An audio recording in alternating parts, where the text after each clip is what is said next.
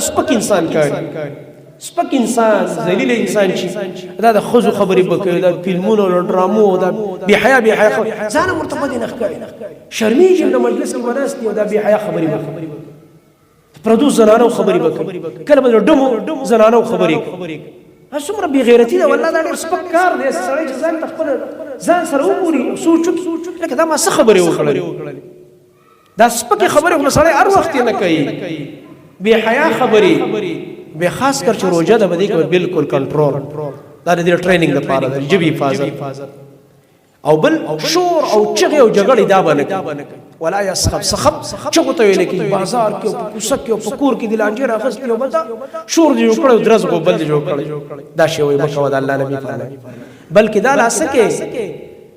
وان صابه احد کبل کسرا ولګید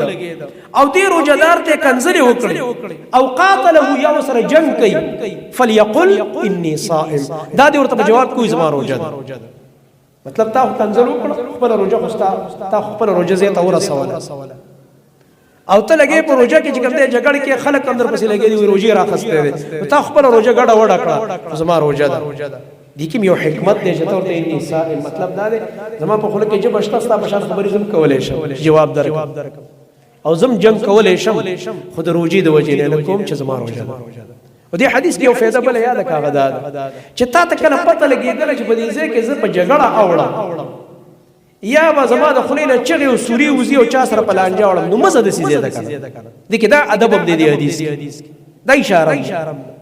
اوس دی مازیګر کې باز یې کړه صخره شي په دکان باندې مثلا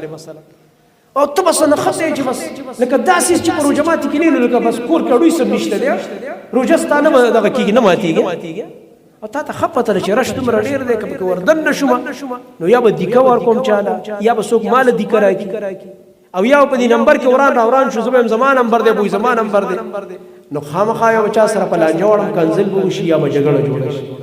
نو د سې چې تخکارا شو پر روزه کې چې وې د سې کې دې شي چې دې لاس په لانجه وړم سیده تیرېږي د زیات اړو درېګم او خياران د سلف په شان خياران د ځان نه جوړول غواړي ځکه د سې فزول دې کې ستا عبادت خرابي کې خطر ده او اکثر تاسو ګورئ چې خبرېږي بس دقه به اوري فلاني چوک کې جګړه وشو فلاني چوک کې جګړه وشو فلاني چوک کې جګړه وشو فلاني بازار کې چوک او بازار کې ولې جګړه کیږي خلک غوبل لانجه ده ګڼه ده د دې شي ګڼه نه او د دې شي غوبل نه ځان وسات بس نه کیږي جګړه ځانته ساته د الله نبی صلی الله علیه وسلم فرمایي چې خپل روزه ځان تاسو مخ خرابوي